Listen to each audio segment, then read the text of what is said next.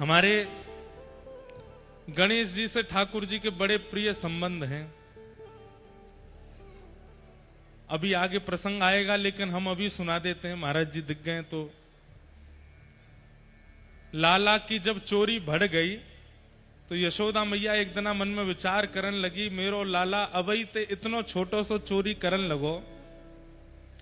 अबई लाला 3 बरस को तो है, और 3 बरस को लाला चोरी करन लगो। कहीं 3 बरस को जब बड़ो होएगा तो ये चोरी करते करते कहीं बहुत ज्यादा चोरी ना करन लगे। मेरो लाला को ब्याह कैसे होएगा? तो मैया ने कही कि मैं गणेश जी को 1.25 मन लड्डू के भोग लगाऊंगी अगर मेरो लाला चोरी छोड़ दे तो। तानपुरा थोड़ा कम कर दो भैया। मेरो लाला अगर चोरी छोड़ दे तो मैं गणेश जी को 1.25 मन लड्डू को भोग लगाऊंगी, यशोदा मैया ने कही। तो ठाकुर जी को जब ये बात पता चली तो ठाकुर जी मन में बोले, अब तो मैं बिल्कुल ना ही छोड़ूंगा। क्यों? 1.25 मन लड्डू रखे जाएंगे, गणेश जी के आएंगे, खामेंगे तो हम मोए और मेरे सब सखान ने खावे को मिलेगा। 1.25 मन लड्डू लगाए गणेश जी के आगे। यशोदा मैया लाला को लेकर के गई और गणेश जी महाराज से प्रार्थना कर रही। हाँ, आंख बंद करके हाथ जोड़ के मैया कह रही है, हे गणपति बाबा मेरे लाला पे कृपा करो, जे चोरी करनो बंद कर दे, जे सुधर जाए, बहुत उपद्रवी है गयो, बहुत उद्यमी है गयो, आप यहाँ पे कृपा करो। अब मैया तो आंख बंद करके प्रार्थना कर रही है, ठाकुर जी ने अपने सबरे सखा बुला लिए। अब एक लड्डू मधुमंगल ले गयो, दूसरो श्रीदामा ले गयो, तीसरो तन सुखा, मन सुखा, धन सुखा। सबरे ठाकुर जी के सखा आए और जितने लड्डू भरे सब इनको ले गए। एक लड्डू बचो, वो ठाकुर जी खा गए। गणेश जी के आगे सबरो भोग खत्म। यशोदा मैया के जैसे ही नेत्र खुले, हे गणपति बापा मेरी या प्रार्थना को स्वीकार करियो, मेरे लाला की चोरी छुड़वाओ। मैया ने जैसे ही प्रणाम करके भोग की थाली उठाई, मैया बोली, अरे लाला ये सबरे लड्डू कहां गए यहां थे? मैया बोली, लाला सबरे लड्डू कहां गए? ठाकुर जी बोले, मैया अभी तो यहीं धरे, पतो ना कहां चले गए। अरे इतनी जल्दी कौन चोरी करके ले गए यहां थे? कहां गए सबरे लड्डू? सोई ठाकुर जी गए और गणेश जी के पेट पे हाथ धर के बोले, मैया जहां धरे हैं सबरे लड्डू, ये इतनो निकरो भयो है ना, यही के भीतर हैं। गणेश जी भी मंद मंद मुस्का रहे हैं। मैया बोली, मैंने तो इतनी बार भोग लगायो, कभी पायो नहीं, आज कैसे पाए लियो? मैया तू हमेशा बिना भाव के भोग लगा देवे, आज तेरे संग मैं हूं ना, तू तो आंख बंद कर रही, मैं हाथ जोड़ के प्रार्थना कर रहा हूं। मेरी मैया ने बड़ी मेहनत करके देसी घी के लड्डू बनाए, हे गणेश जी पाए लो। सो गणेश जी प्रकट है के पाए के गए मैया, और दिना तो तू सामने धर के उठाए ले, आज ठाकुर जी पा गए, आज गणेश जी पा गए। और मैया प्रसाद स्वीकार है वे को, यही तात्पर्य है कि देवता आपकी सेवा से प्रसन्न है। मैया तो नाचन लगी, बोले गणेश जी ने मेरे लड्डू पा लिए, या को मतलब है कि आज अब मेरो लाला चोरी छोड़ देगो। लेकिन ठाकुर जी ने फिर भी चोरी नहीं छोड़ी। तो मैया बोली, गणेश जी तो सांचे हैं, लेकिन लाला तेरी चोरी क्यों ना छूट रही है? सांची बता, तू को मेरी सौगंध बादना, गणेश जी के लड्डू कौन ने पाए? तब ठाकुर जी ने सब सत्य बताया, बोले मैया सबरे सखान के संग मैं ही पाए गए। गणेश जी तो बेचारे चुपचाप बैठे। ऐसे हमारे लाला सबन के संग आनंद करें। आपको पता है कृष्ण लीला में सब देव पधारे, महादेव भी आए, गणेश जी भी आए, हनुमान जी भी आए, दुर्गा मैया भी आई, जगदम्बा भी, सब आए हैं, और सब छोटी छोटी लीलाएं ठाकुर जी के साथ करके गए हैं। ऐसे हमारे ठाकुर जी, जैसे गणेश जी को लड्डू बहुत प्रिय हैं, ऐसे हमारे ठाकुर जी भी खूब लड्डू भोग लगा में, खूब प्रेम से पवा में। तो आज ठाकुर जी को मंगल जन्मोत्सव भयो है। पूरे ब्रजमंडल में आनंद है रहो है। नंद बाबा को जैसे ही पता चली कि लाला भयो है, कपड़ान सहित कूद गए जमुना जी में। स्नान करके नए कपड़ा पहने, सुंदर तिलक चंदन लगायो, पीली पाग पहनी। जा जाके कान में खबर पहुंचे कि नंदरानी के लाला भयो वही नाच नाच करके उत्सव मना रहे हो। बंधुओं, ठाकुर जी के प्राकट्य की सबसे बड़ी भावना यह है कि कोई को भी यूं नहीं लग रही है कि केवल नंद बाबा के लाला भयो है, सबको लग रही है हमारे घर लाला भयो है। जन्माष्टमी को पर्व होवे भी ऐसा ही है। आज भी पूरे भारतवर्ष में 5000 कितने वर्षों से ठाकुर जी की जन्माष्टमी मनती आ रही है, लेकिन आज भी उसी उत्साह से मनाते हैं लोग। हम कभी कभी मन में विचार करते हैं कि हम जन्माष्टमी जितने आनंद से मनाते हैं उसमें हमको इतना सुख मिल जाता है, तो जब वास्तव में ठाकुर जी की जन्माष्टमी मनी होगी तब कितना सुख भयो होगा। सब ब्रजवासी नाच रहे हैं, गा रहे हैं, आनंद कर रहे हैं, दही की कीच उड़ा रहे हैं। ऐसी दही की कीच भई महाराज की एक तरफ तो यमुना जी बह रही हैं और दूसरी तरफ तट पे दही बह रही है। इतनो दूध, घी, दही आदि पंचामृत बहाए हो गए। बंधुओं, आप लोगों के मन में एक बात आ सके कि इतनो दूध, घी, दही बर्बाद कर दियो? अरे नहीं। तो बोले जिस प्रकार हम शालिग्राम भगवान को पंचामृत अभिषेक करें, ठाकुर जी को पंचामृत अभिषेक करें, ठाकुर जी के प्रकट हैवे पर मानो व्रजमंडल की समस्त गैयान ने व्रज को अभिषेक कियो है, पंचामृत से पूरे व्रज को पवित्र कियो है। पंचामृत अभिषेक पूरे व्रज को भयो है। सब आनंद कर रहे हैं। नंद रानी यशोदा नीलमणि लाला को लेकर के सब जगह डोलें, सब आनंदित हो में देख करके। ब्रजवासी जन अपने अपने घरन पे नए नए उत्सव मना रहे हैं। तभी एक 80 साल की मैया वाने जैसी सुनी नंद बाबा के लाला भयो है, अपने विवाह के समय की पोशाक पहन करके बढ़िया तैयार है करके आई। वयोवृद्ध मैया नंद भवन के समीप जाकर के बोलन लगी, अरे भैया जी कहा भयो है? ब्रजवासी माखन के गोला बना बना करके एक दूसरे पर टक टक के मार रहे हैं। मैया ने जैसे कि कहा भयो है, सोई माखन को गोला मुंह में है कि सटाकते पेट में चलोगो। मैया ने जीवते अपने होठ साफ कियो, बोले अरे भैया अब तो बताओ कहा भयो? ब्रजवासी बोले मैया तेरो मुंह चीकनो हैगो तो ना पतो चली कहा भयो? अरे नंद जी के लाला भयो है। अरे अरे विधाता, ऐसे लाला तो रोज ही होयो करें, हमारे नंद बाबा के तो रोज ही लाला होयो करें, ऐसो ही आनंद मने, ऐसो ही सुख मने। सब ब्रजवासी सुख में समा नहीं रहे हैं, ऐसा सुख मन रहा है। और बंधुओं, सुख नहीं कहेंगे, आनंद कहेंगे। क्यों? क्योंकि सुख की तो एक अवधि है, वहां से ऊपर सुख दुख जैसो प्रतीत होने लगे। लेकिन आनंद, आनंद तो अपनी सीमा पार कर जाता है, उसके बाद भी अतिशयोक्ति नहीं लगता। संसार के बहु व्यंजन, उनकी एक सीमितता है, उनकी एक मर्यादा है, वो उतना ही प्रिय लग सकते हैं। लेकिन भगवत संबंधी वस्तु का तो जितना सेवन किया जाए वो उतना सुख प्रदान करते हैं। ब्रजवासी आज सब बड़े आनंद में हैं, सब नाच रहे हैं, गा रहे हैं, उत्सव मना रहे हैं। अवाद्यंत विचित्राणी वादत्राणी महोत्सवे। शुकाचार्य जी वर्णन करते हैं कि ब्रजवासी जन विचित्र विचित्र वाद्य बजा रहे हैं। जैसे बहाने ढूंढते हैं ठाकुर जी के जन्मोत्सव मनाने के।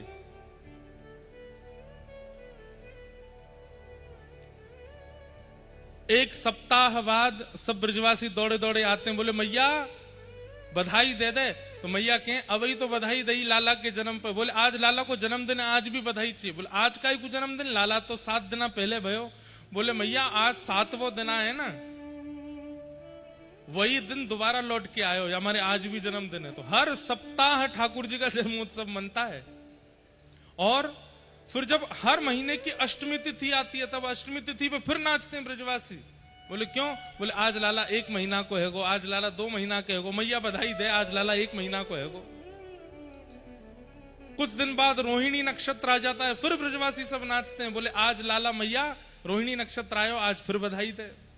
बहाने ढूंढ ढूंढ करके सब ठाकुर जी का उत्सव मना रहे हैं। किसी आनंद को मनाते मनाते मन में यह आ जाए कि बस अब बहुत हो गया, विश्राम करते हैं, तो समझना उसमें संसारी कोई भावना थी। लेकिन जिस क्रिया को करते करते बस ये लगे ये कभी विश्राम ना हो, चलता रहे चलता रहे चलता रहे, समझो वही भगवत उत्सव है जिसमें कभी विश्राम की इच्छा ना हो। आज कथा का 5वां दिन है, कल 6वां दिन है और परसों विश्राम। परसों जब विश्राम होगी तो कितनों के, किसी का भी मन नहीं होगा कि विश्राम हो। सबके मन होंगे कि और है जाए महाराज जी, और है जाए। कई जगह तो कथा होती है।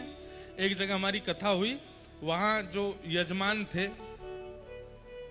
बोले महाराज जी अगली कथा में 4 दिन हैं अभी बीच में, 2 दिन और कथा बढ़ा दो। मैंने फिर 9 दिन की कथा करी तो उसके अगले साल की भी दे दो। 5 साल की तो डेट लिखवा ली। बोले ये कहीं नहीं जाएंगी, ये मेरी हैं, आपको आना है, कथा सुनानी है।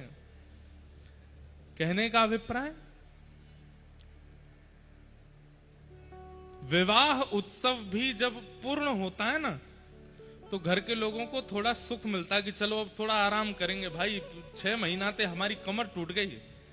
लेकिन विवाह जितनी ही हालत कथा कराने वालों की भी होती है, ऐसी कमर टेढ़ी हो जाती है महाराज 6 महीना से लगे हैं ये। लेकिन कथा के बाद किसी का मन नहीं होता कि विश्राम हो जाए, सबका लगे चलती रहे, बस होता रहे, ये क्रम बना रहे। इसीलिए इसको आनंद कहते हैं। विवाह का क्रम सुख हो सकता है पर भगवत संबंधी क्रम तो आनंद होते हैं, और आनंद उससे मन कभी भरता नहीं। ब्रजवासी सब उत्सव मना रहे हैं और उत्सव मना मना करके गा रहे हैं, धन्य घड़ी जब होए यशोदा मैया कह के बोले, धन्य घड़ी जब होए यशोदा मैया कह के बोले, नूपुर बांध दो चरणन में घुटमन डोले, नूपुर बांध दो चरणन में घुटमन डोले, पकड़े बाबा की उंगरिया तेरो ललना, पकड़े बाबा की उंगरिया तेरो ललना, जुग जुग जीवेरी यशोदा मैया तेरो ललना, जुग जुग जीवेरी यशोदा मैया तेरो ललना। सब ब्रजवासी नाच रहे हैं, गा रहे हैं। 6 दिना भय तभी पूतना राक्षसी आ गई, रूप बदल करके आई है, अत्यंत सुंदरी बनकर के आई है पूतना। मैं श्रोताओं को समझाया करता हूं कि जब आप भक्ति के पथ पर चलने लगते हैं तो सबसे पहली बाधा पूतना के रूप में आती है। कैसे? भक्ति मार्ग में जब आप चलने लगते हैं तो उस समय सबसे पहली बाधा पूतना कैसे आती है कि कुछ समय तो आपका मन भजन में बहुत लगता है। जब नए नए भजनानंदी बनते हैं तो कुछ समय तो मन बहुत लगता है, पर कुछ समय बाद मन विचलित होने लगता है, ध्यान भटकने लगता है। ठाकुर जी की सेवा में ऐसे भावना आने लगती है कि अब कर तो ली, बहुत करिए, अब थोड़ी देर हल्की कर लें। तो जब नए नए ठाकुर जी घर पे आते हैं तो दिन में भोग लगाओ, दोपहर में प्रसादी बढ़िया प्रेम से पवाओ, रात्रि का शयन अच्छे से कराओ, ये वाला इत्र लगाओ, ये वाला श्रृंगार करो, ये वाली पोशाक पहनाओ। लेकिन जैसे 1-2 साल निकल जाते हैं तो फिर सेवा में भी कटौती होने लगती है। अब ठीक है पुरानी पोशाक ही पहना दो ठाकुर जी को, पिछली साल जन्माष्टमी वाली ही पहना दो, अब बहुत हो गए, अब बार बार थोड़ी खरीद के लाएंगे।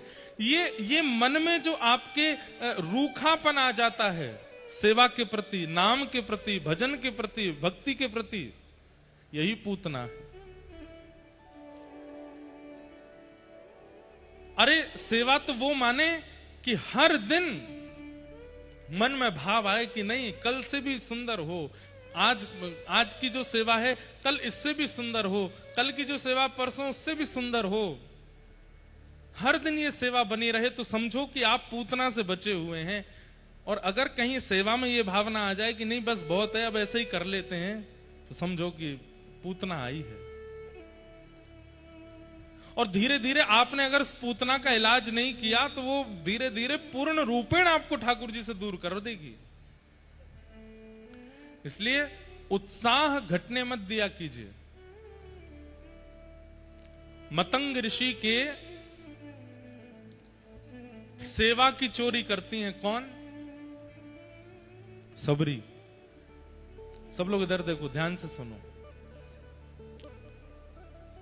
मतंग ऋषि का नियम था, रोज रात्रि 3 बजे उठ जाते, स्नान ध्यान करते और फिर उसके बाद में वन में जाते, वहां से पुष्प तोड़ के लाते, फल तोड़ के लाते, बिल्व पत्र तोड़ के लाते, आकर के फिर गोबर का चौका लगाते, फिर अपने ठाकुर जी की सेवा करते, उसमें पुष्प आदि लगाते, फिर उसके बाद यज्ञ करते, उसके बाद प्रसादी बनाते, फिर पाते।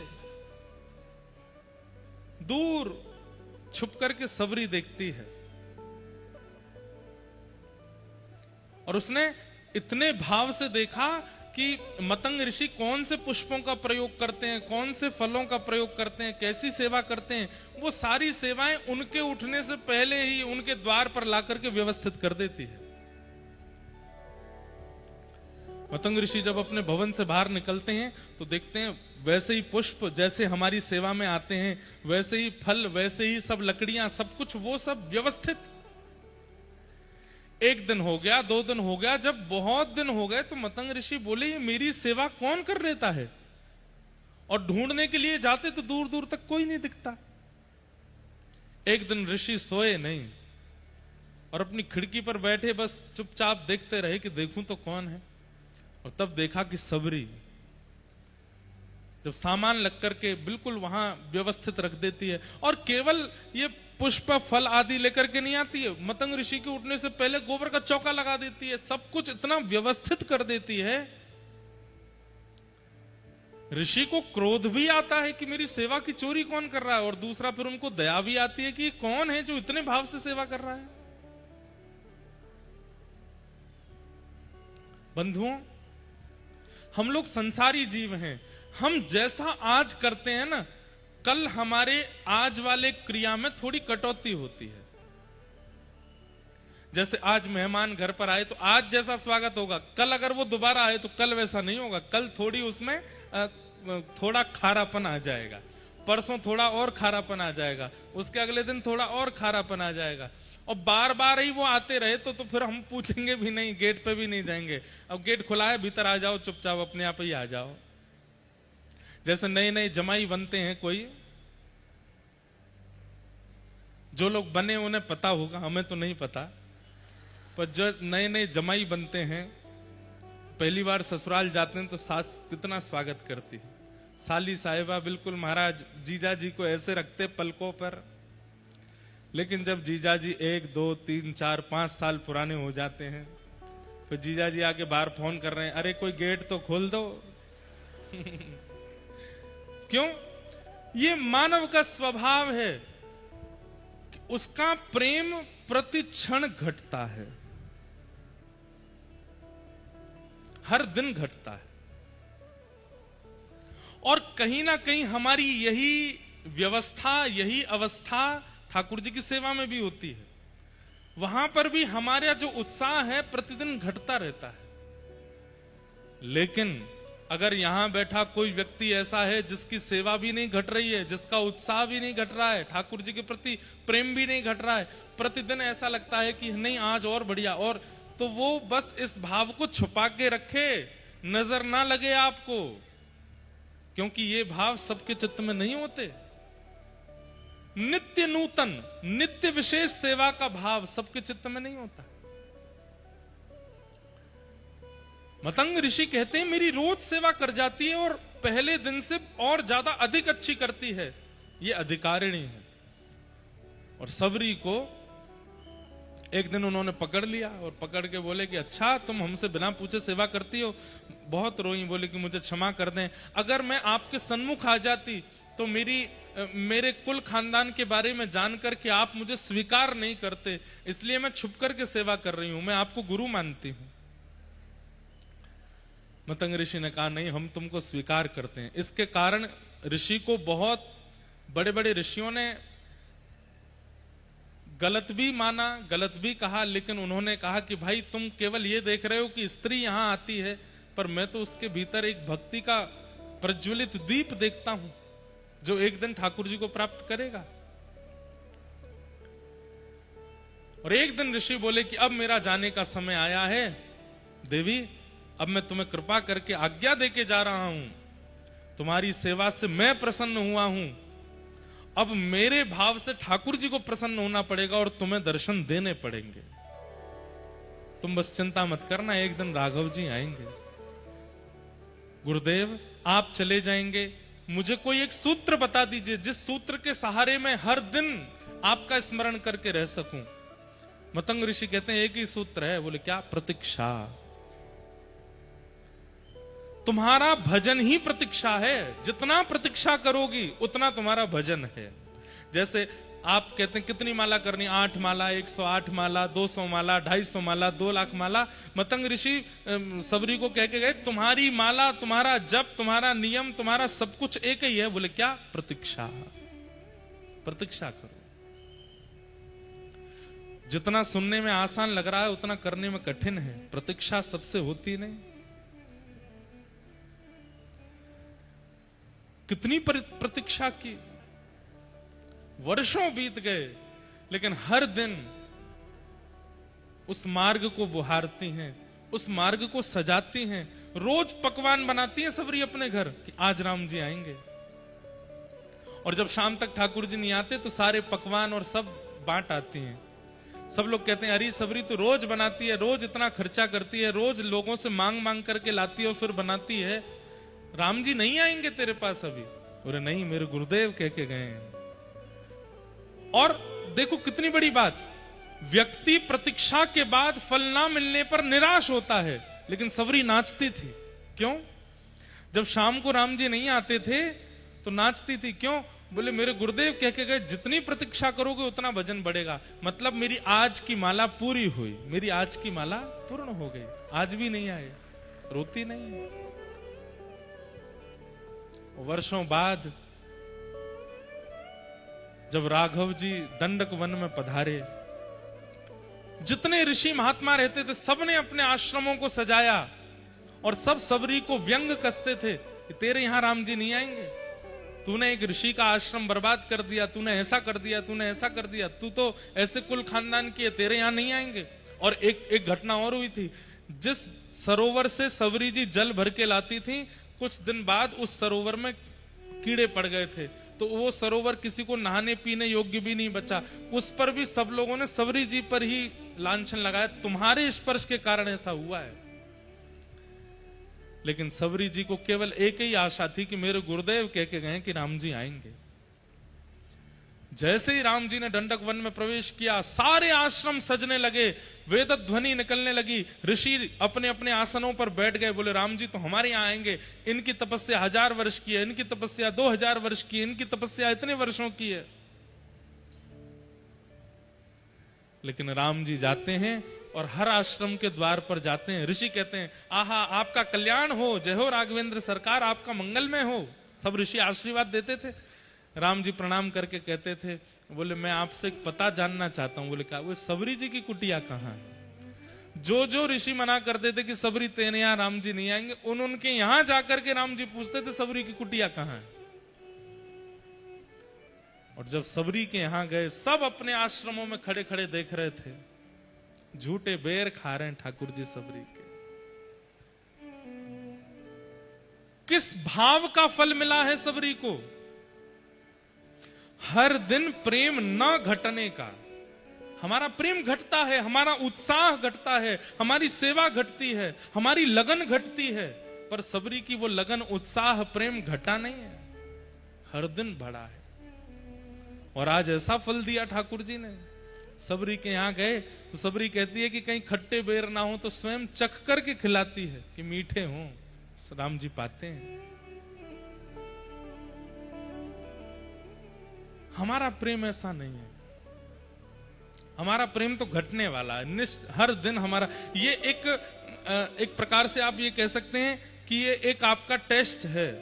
जैसे ब्लड टेस्ट होता है, आपके ऑर्गन्स के टेस्ट होते हैं, बॉडी टेस्ट होता है, ऐसी भजन का भी एक टेस्ट होता है। क्या अगर आपका उत्साह घट रहा है इसका मतलब भजन कर नहीं रहे हो, इसका मतलब दंभ है चित्त में।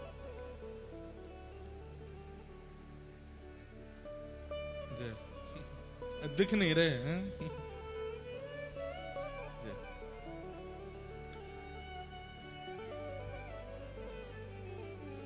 महाराज जी को दिखाई नहीं दे रहे तो महाराज जी नीचे विराज गए और हमारे प्रभु जी भी नीचे बैठ गए। देखो ऐसे होते हैं श्रोता।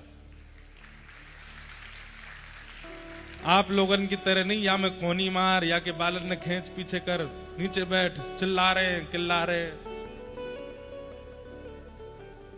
ऐसे होते हैं। वहां ब्राह्मण देवता बेचारों को गर्मी लग रही है, अपने आप ही पंखा चल रहे हैं। एक पंखा लगवा दो भैया, छोटा है यहाँ पे, एक ही व्यक्ति उठना, सब मत उठ जाना।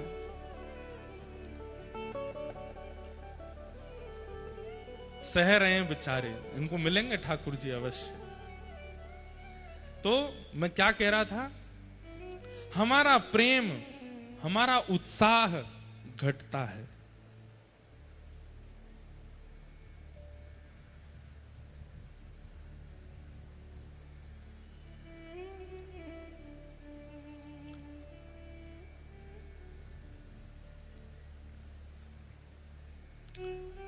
उत्साह बढ़े तो समझो कि भजन बन रहा है और भजन के साथ साथ चित्त के विकार नष्ट हो रहे हैं। अगर वो विकार अब भी चित्त में हैं तो उत्साह घटेगा, बढ़ेगा नहीं। ब्रजवासियों की यही स्थिति हुई है। जब से लाला को जन्म भयो है उत्साह बढ़ रहे हो है सबन को। आज ऐसे उत्सव मनाएंगे, आज तो अष्टमी है, लाला को जन्मोत्सव मनेगो। आज तो बुधवार है, लाला को जन्मोत्सव मनेगो। अरे मैया आज तो मंगलवार है, लाला को मैया के मंगलवार को काई को उत्सव होएगो। बोले मैया तेरे लाला ने आंख तो मंगलवार को खोली ना, वाको उत्सव मनेगो। हर मंगलवार को आंख खोलवे को उत्सव।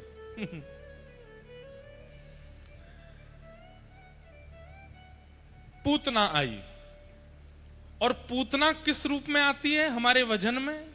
हमारे भजन में विघ्न रूप में आती है कि हमारा उत्साह घटने लग जाता है। अच्छा एक बात, पूतना का आगमन होता क्यों है? हमारे भजन में कटौती होती क्यों है? ऐसा कौन सा अपराध हमने किया है जिसके कारण भजन में, सेवा में, कथा में हमारा उत्साह घटता है? वैष्णव अपराध, भक्त अपराध, वैष्णव अपराध। मान लीजिए कोई संत आपको मिले खरगोन में, और उन संत से जब आप मिले तब तो बहुत प्रेम से मिले, लेकिन 2-4 दिन बाद आपके मन में आया कि यार वो संत महात्मा हमको मिले थे, हमें लगता है वो इतने अच्छे हैं नहीं जितने अच्छे दिखा रहे थे। हो गया वैष्णव अपराध। हम ओमकारेश्वर गए थे, महादेव की पूजा कराने वाले पंडित जी, हमें लगता नहीं है वो ज्यादा ज्ञानी थे। हो गया वैष्णव अपराध। हम वृंदावन गए थे, बिहारी जी का दर्शन करके हमको लगा ये बिहारी जी तो ऐसे ही सब जगह इतनी ख्याति हो गई, बिहारी जी में इतना विशेष कुछ है नहीं। हो गया अपराध। व्रजवासियों के प्रति, संतों के प्रति, ब्राह्मणों के प्रति, विप्रों के प्रति, भगवत भक्तों के प्रति सूक्ष्म से सूक्ष्म भी भावना आपके मन में आती है कि ये श्रेष्ठ नहीं है, वही अपराध है। और उसी के कारण भजन घटता है, पूतना आती है। इसलिए हमारी प्रार्थना, कोई यदि आडंबर भी कर रहा है ना तो भी आप उसको प्रणाम ही करो। आप अपने मन में उसके प्रति दुर्भाव मत लेकर के आओ। ठाकुर जी देख लेंगे अगर कोई आडंबर कर रहा होगा, नाटक कर रहा होगा। आपके पास अधिकार नहीं है उसकी स्थिति को आकलन करने का। आज सुबह प्रेस वार्ता हुई, उसमें हमसे बार बार यही पूछा जा रहा, संत ऐसे क्यों करते हैं, वक्तागणों के कथाओं में ऐसा क्यों होता है, ऐसा क्यों। देखिए, आप उनको वैष्णव ही मानो, आप उनको वक्ता ही मानो, आप उनको संत ही मानो, आप उनमें यदि दुर्भाव और दोष देखने लग जाओगे तो आपसे अपराध बनेगा। आप कहेंगे महाराज जी ऐसे तो फिर किसी का विरोध ही नहीं होगा, सब गलत से गलत करते जाएंगे। देखो हमारी एक बात, कोई व्यक्ति गलत करता है और कोई व्यक्ति आडंबर पाखंड करता है, लेकिन आप फिर भी उसके प्रति श्रद्धा रखते हो, उसके प्रति आस्था रखते हो, जानते हुए भी आस्था रखते हो, तो आपकी आस्था उस व्यक्ति को सुधार देगी, आपकी आस्था उस व्यक्ति के चित्त से आडंबर को नष्ट कर देगी। ये बात आपको माननी पड़ेगी। इसलिए वैष्णवों के प्रति अपराध मत करो। पूतना आई, इतनी सुंदर बनकर के आई कि सब पूतना को देखते रह गए। नंद घरानंद भयो जय कन्हैया लाल की, सब नाच रहे हैं, गा रहे हैं, उत्सव मना रहे हैं, लेकिन पूतना के आते सब उसको देखने लगे। इसकी चाल देखो, इसकी ढाल देखो, कितनी सुंदर है। और यही तो पूतना करती है, भजन में विघ्न, उत्सव में विघ्न, कथा में विघ्न, नाम जप में विघ्न, ये जो भी विघ्न आते हैं भगवत सेवा में, वही पूतना है। सब ब्रजवासियों को अपनी ओर मोहित करती हुई जैसी पूतना नंद भवन में गई, यशोदा मैया ने पूतना की ओर देखा। यशोदा मैया के चित्त में आया, इतनी सुंदरी आई है, अरे विधाता तेने कछु दिना पहले मेरो लाला भेज दिया होता तो यही ते ब्याह कर देती अपने लाला को, इतनी सुंदर। और पूतना से वार्ता करते हुए फिर मैया ने लाला को पूतना की गोद में दिया। अब यहां पे एक प्रश्न आता है, बहुत ध्यान से सुनिएगा।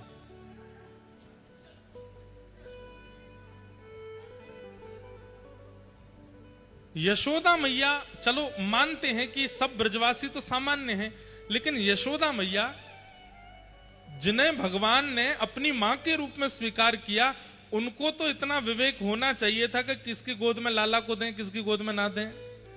फिर यशोदा मैया ने ठाकुर जी को पूतना की गोद में क्यों दिया, इसके पीछे कारण क्या है। देखो, एक बात सबको पता है कि पूतना की गोद में जाती ठाकुर जी ने अपने नेत्र बंद कर लिए, देखा नहीं पूतना की ओर। लेकिन यशोदा मैया ने लाला पूतना की गोद में यामारे दिए, क्योंकि यशोदा कौन है, यशः ददाती, जो यश प्रदान करे उसका नाम है यशोदा। मतलब कार्य स्वयं करने के बाद दूसरे को श्रेय दे दे, उनको यशोदा कहते हैं।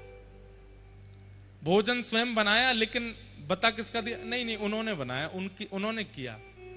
सजावट खुद की, लेकिन पूरा श्रेय किसको, नहीं उन्होंने करवाया, हमको तो आता ही नहीं, उन्होंने करवाया। इस प्रकार की भावना जिन लोगों की होती है उनको क्या कहते हैं, यशोदा, जो दूसरों को यश देते। यशोदा मैया आचार्या हैं।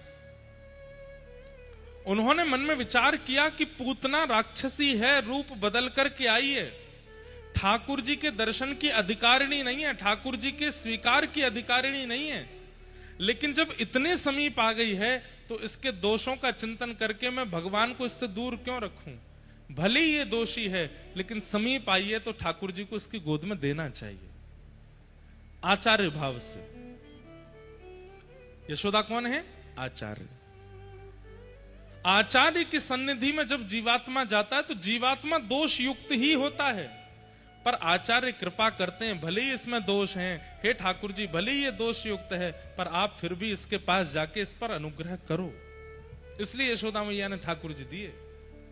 भले ही पूतना अधिकारिणी नहीं है, लेकिन इतने समीप आ तो गई है, और इतने समीप आकर के भी ठाकुर जी नहीं गए, तो ये कैसी भक्त वत्सलता, कैसी कृपा। इसलिए ठाकुर जी दिए। पूतना की गोद में ठाकुर जी दे दिए। भगवान ने अपने दोनों नेत्र बंद कर लिए, नहीं देखा पूतना को। क्यों? दो कारणों से ठाकुर जी ने नहीं देखा। पहला कारण, पूतना अपने वास्तविक रूप में नहीं आई है, रूप बदल करके आई है। और दूसरा कारण, पूतना भजनानंदियों के भजन में विघ्न डालती हुई आई है। समझ में आई बात? दो लोग ऐसे हैं जिनको ठाकुर जी नहीं देखते। पहले वो जो अपने रूप को परिवर्तित करते हुए घूमते हैं, जैसा उनका रूप स्वभाव गुण है वैसे नहीं रहते हैं, उसको छुपा करके घूमते हैं तो राक्षस लेकिन बने घूम रहे महात्मा, हैं तो व्यसनी पर बने घूम रहे महासात्विक। ऐसे लोगों को ठाकुर जी नहीं देखते। हैं तो लोभी, हैं तो क्रोधी, लेकिन दिखाएंगे कि हम तो बहुत सौम्य हैं, हमें तो गुस्सा आता ही नहीं, मन ही मन फूटे जा रहे हैं। हैं तो कामी, लेकिन दिखाएंगे ऐसे कि वो तो उनसे बड़ा कोई ब्रह्मचारी नहीं है। ऐसे लोगों को ठाकुर जी नहीं देखते। आप कहोगे तो महाराज जी क्या करें, अपने दोष को सब जगह दिखाते घूमें कि देखो हम तो ये हैं, हम तो ये नहीं। सबको दिखाते मत घूमो, लेकिन उस पर पर्दा डालते हुए भी तो मत घूमो।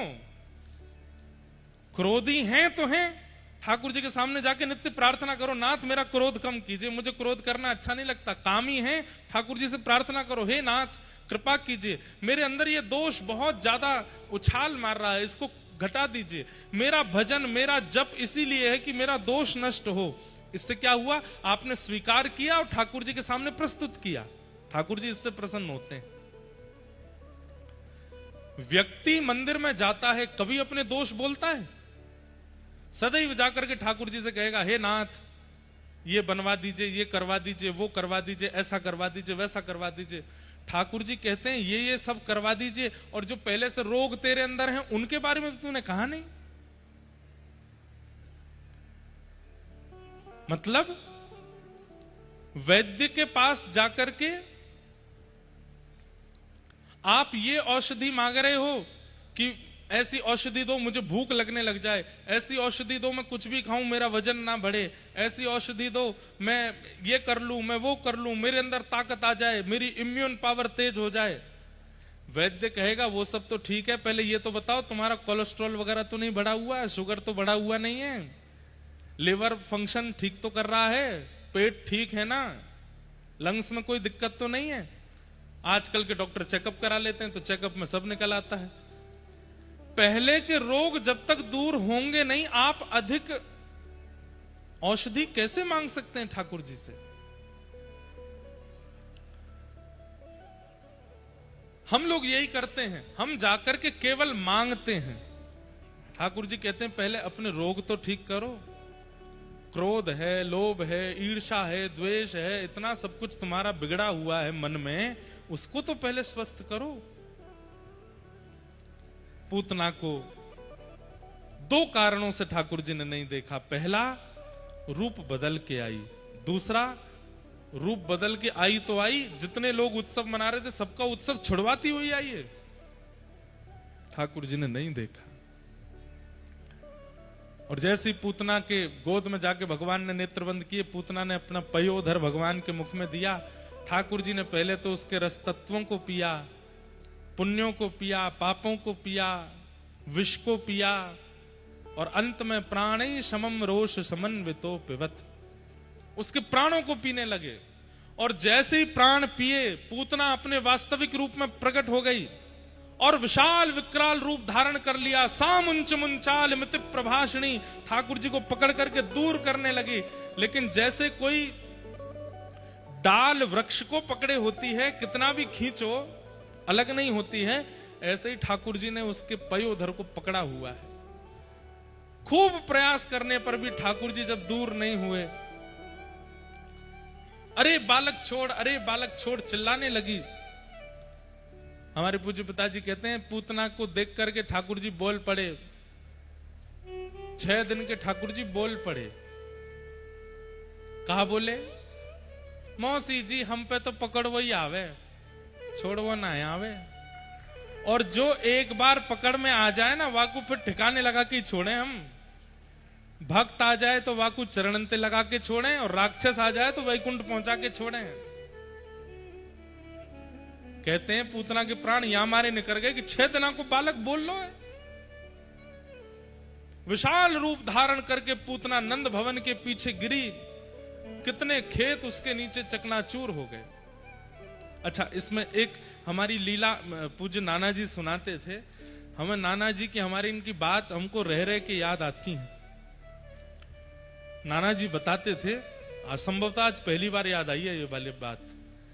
बोले लाला, पूतना राक्षसी अपने रूप में परिवर्तित है गई, यहां तक तो बात समझ में आवे, लेकिन वो विशाल क्यों हो गई, वो इतनी बड़ी काई को है गई। हमने कही नाना जी बचवे के काजे बड़ी भई होगी कि बड़ी है जाऊंगी तो नेक्स्ट से लाला होगा तो लाला को खींच के दूर कर दूंगी।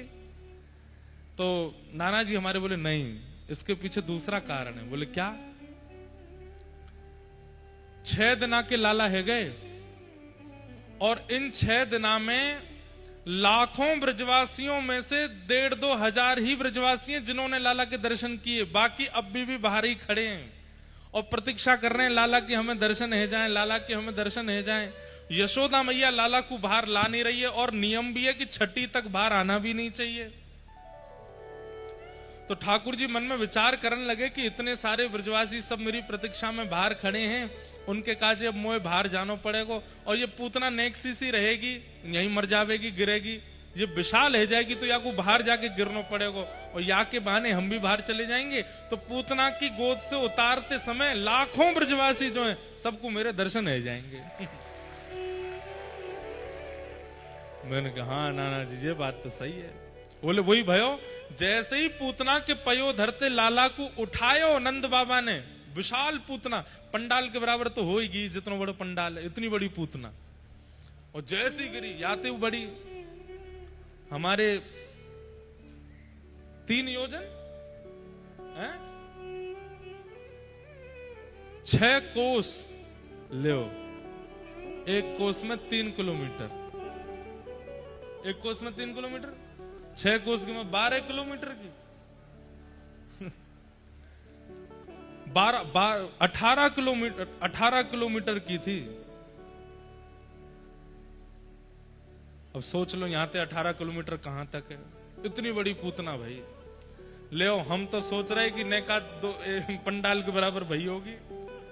18 किलोमीटर अगर खड़ा कर दिया जाए तो बादलों से भी ऊपर चले जाएंगे।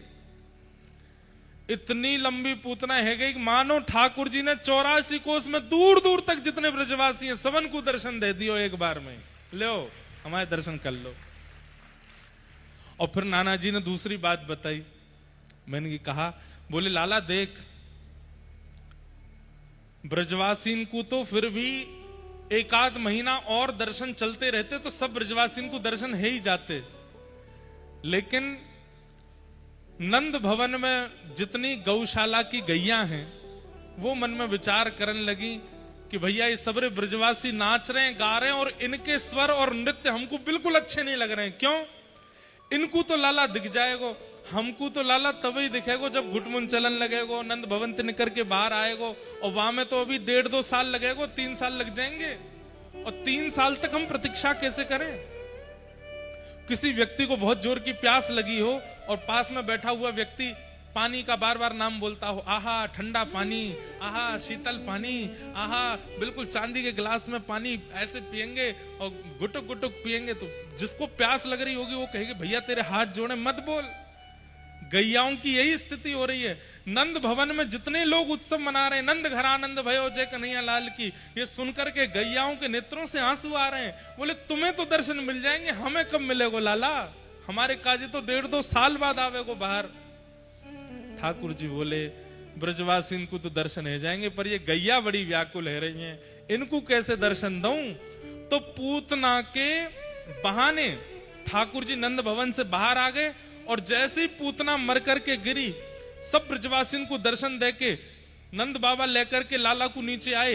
इतने में ही सब बूढ़े बुजुर्ग बोले राक्षसी तो छुप के आयो लाला, या को पहले भवन में मत लेके जाइयो, या को सबसे पहले गौशाला लेके जाओ और वहां जाकर के गैया के मूत्र से या को स्नान कराओ, गैया की पूंछ से या को झाड़ो लगाओ, वाके बाद लाला पे जितनी अला बलाएं होंगी सबरी हट जाएंगी, वाके बाद लेके जाइयो।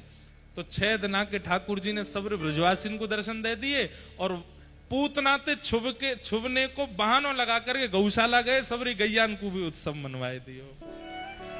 गैयान को आज आनंद भयो है। जैसे ही गोपी लाला को लेकर के गौशाला पहुंची हैं, भागवत जी में वर्णन है, गौशाला में ले जा करके सब गोपीन ने ठाकुर जी को गौमूत्रेण स्नापित्वा पुनर्गौरज सार्वकम, गौमूत्र से पहले तो स्नान कराया और स्नान करा करके गौ की चरण रज खुर रज ठाकुर जी के 12 अंगों पर लगाई है और गाय की पूंछ से यशोदा मैया आदि सब गोपियां लाला को झाड़ो लगा रही हैं।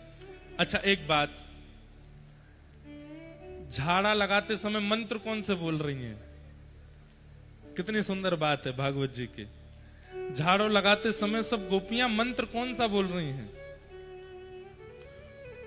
सब गोपियां क्या कह रही हैं कि गौमूत्रेण स्नापित्वा पुनर्गोरज सार्वकम रक्षाम चक्रुश्च सकृता द्वादशांगेषु नामभिः अव्यान्दजोऽङ्घ्रिमणिमास्तव जन्वथोरु यज्ञोच्युतः कटितटं जठरं हयास्य हत्केशवस्तदुरु तदिनीस्तु कंठ विष्णुर्भुजं मुखमुरु क्रम ईश्वरः कम्। गोपियां जब ठाकुर जी की भुजा पे झाड़ा लगाती हैं तो भुजा पे झाड़ा लगाते हुए कहती हैं, हे केशव भगवान हमारे लाला की भुजा की रक्षा करियो। जब ठाकुर जी के उदर पर झाड़ा लगाती हैं तो कहती हैं, हे नारायण भगवान हमारे लाला के उदर की रक्षा करियो। जब चरणों में झाड़ा लगाती हैं तो कहती हैं, हे विष्णु भगवान हमारे लाला के चरणों की रक्षा करियो। और ये झाड़े के मंत्र सुनकर के ठाकुर जी बड़ी जोर से हंस रहे हैं। क्यों? मेरो ही नाम है और मेरे नाम तो वो ये झाड़ो लगा रही हैं, मेरे ही अंग प्रत्यंगन को प्रसन्न करने की भावना कर रही हैं। पर वास्तव में ठाकुर जी की हर लीला के पीछे एक संकेत है। और यहां संकेत क्या था? पूतना के द्वारा ठाकुर जी बाहर निकसे और बाहर निकस करके ब्रजवासी और गैयान को दर्शन दे के आए हैं। 6 दिनाते यशोदा मैया जो छुपाई के बैठी लाला को आज सबन को दर्शन है गए हैं और पूतना को वध भयो। बोल पूतना मर्दन भगवान की। ठाकुर जी ने पूतना को वध किया। अब धीमे धीमे ठाकुर जी 3 महीना के है गए और जैसे ही लाला 3 महीना के भय, सोई लाला ने करवट बदली। पहली बार करवट लई है और जैसी करवट लई यशोदा मैया तो नंद बाबा ते कहने लगी, बोले मैं तो उत्सव मनाऊंगी। बोले काय बात को उत्सव? आज लाला ने करवट लई है। अच्छा एक बात बताएं, ठाकुर जी ने करवट भी रोहिणी नक्षत्र में ही लई है और रोहिणी नक्षत्र भी 3 महीना में ही आवे। तो मतलब ठाकुर जी के जन्मोत्सव के बाद पहला रोहिणी नक्षत्र जब आया तब ठाकुर जी ने करवट लई और वाह करवट उत्सव को पूरे ब्रजमंडल में मनाए हो गए। नंद बाबा सांडिल मुनि के पास गए। सांडिल मुनि तो जाके बोले, बाबा गुरुदेव कुल पुरोहित हैं, कहा बात है? बोले यशोदा जी कह रही हैं लाला को करवट उत्सव मनानो है। तो सांडिल मुनि जोरते हंसे, बोले करवट उत्सव जैसो कछुना है हमारे शास्त्रन में? बोले अब कह तो रही हैं, आप बताओ कहा करना चाहिए? बोले कोई बात नहीं, लाला के उज्जवल भविष्य के लिए, लाला की दीर्घ आयु के लिए उत्सव मनाओ। ब्राह्मणन को संतन को न्योतो दो और कारी पूड़ी और सफेद साग या को भोजन कराओ।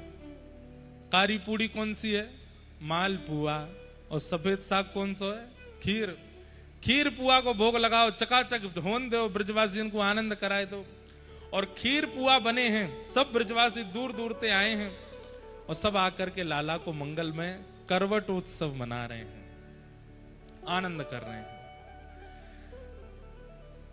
ठाकुर जी गदमदरा से सब गोपी कोई लाला के हाथ पकड़े, पाम पकड़े तो मैया ने ले जाकर के लाला एक बैलगाड़ी के नीचे सुवाई दिए।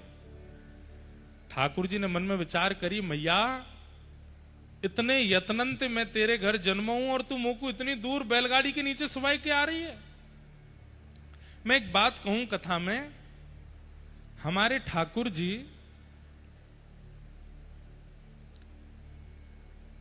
इनको अटेंशन बहुत प्रिय है। इनकी तरफ देखते रहो बार बार, ये खुश रहते हैं उससे। और देख ना सको तो इनको याद करते रहो, उससे बड़े प्रसन्न होते हैं। आप बहु व्यंजन का भोग लगाओ, बढ़िया वाला इत्र लगाओ, खूब बढ़िया श्रृंगार करो, उससे इतने प्रसन्न नहीं होते।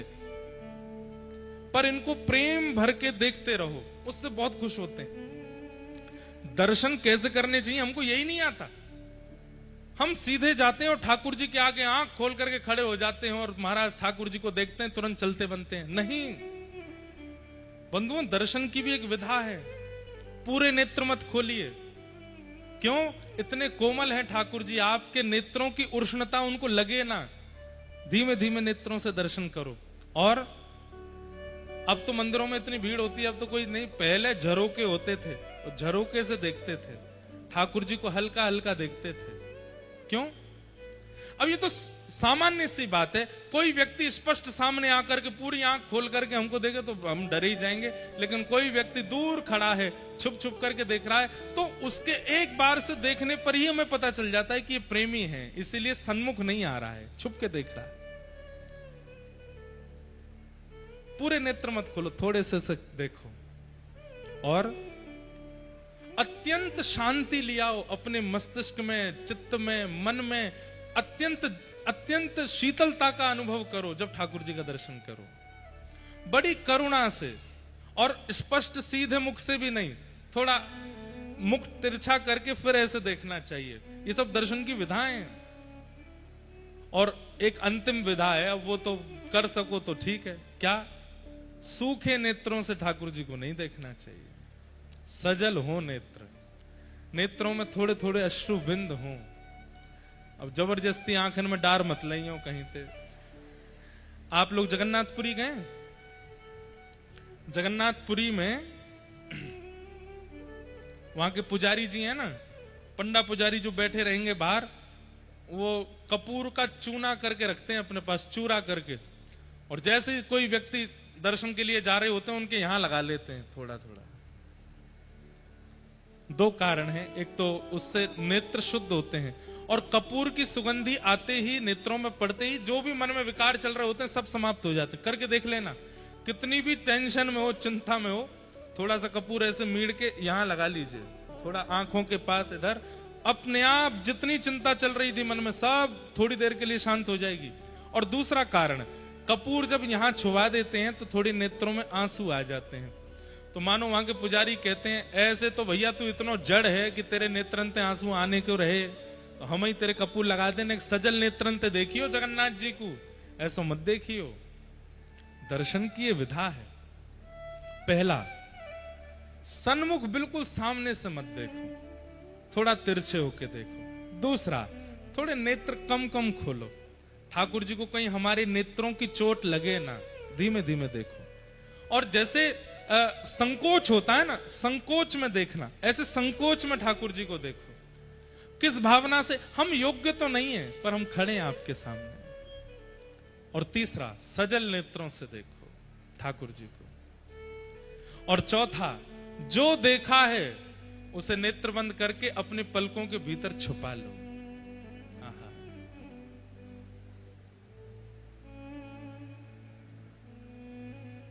पलकों में छुपा लो,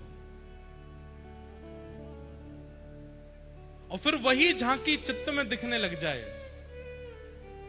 यमुना जी चले जाओ, खरगोन वापस आ जाओ, लेकिन वो छवि जाए ना नेत्रों से। मुकुट कैसा था, माला कैसी थी, पोशाक कैसी थी, श्रृंगार कैसे थे, बाजूबंद कैसे, सब याद है आपको।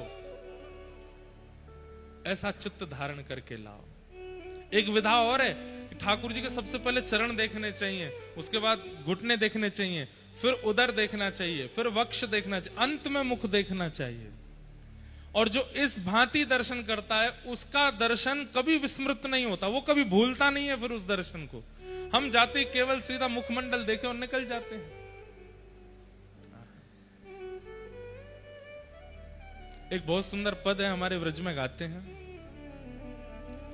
मनमोहन तुम्हें रिझाऊं हो तो है नित नए लाड़ लड़ाऊं बसा कर नैनन में छिपा कर नैनन में बसा कर नैनन में छिपा।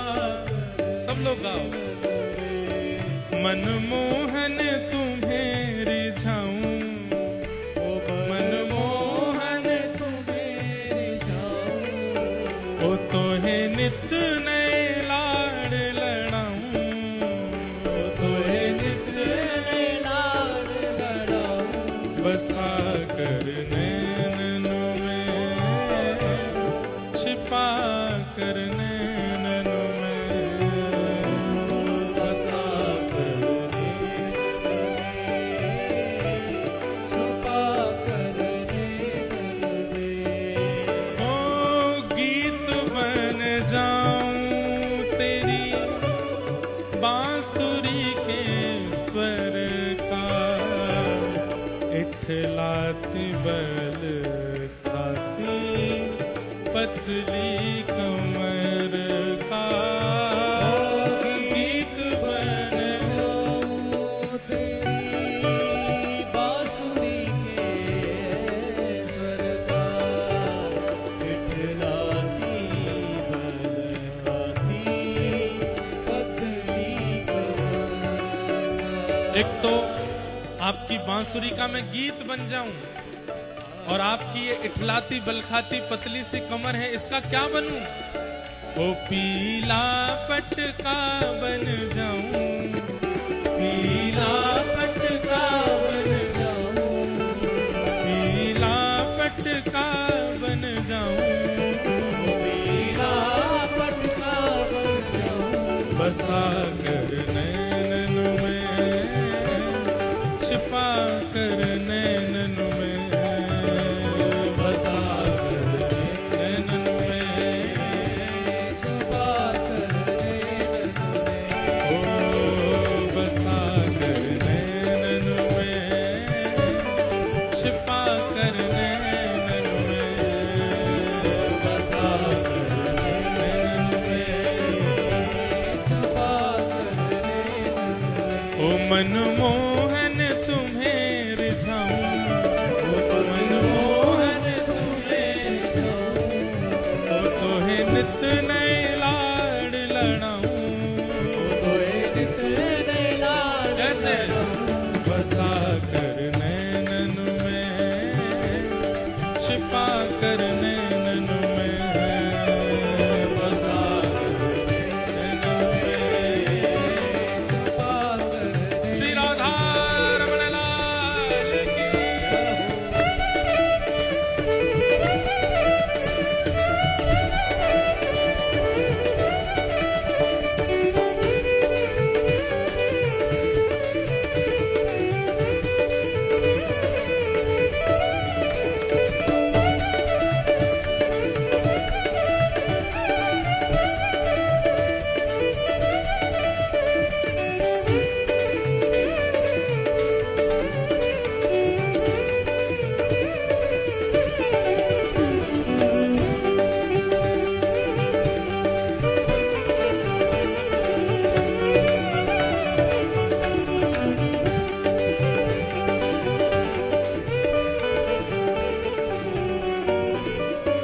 एक बात हम स्पष्ट कर दें, ठाकुर जी के जो आभूषण है ना, वो कोई धातु नहीं है। ठाकुर जी पर धारण हो जाने के बाद वो पूर्व जन्म के कोई ऋषि संत महापुरुष या कोई भक्त ही है जिसने कामना की होगी कि मैं ठाकुर जी का कोई आभूषण बनूं, और वो उस धातु में विराजमान होकर के ठाकुर जी के अंग पर आया है।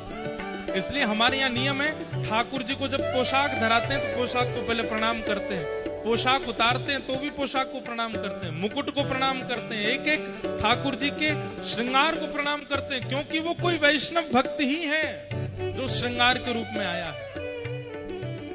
घुंघरू बनूं जो तेरी पायल का प्यार, पल पल चूमा करूं चरण तिहार।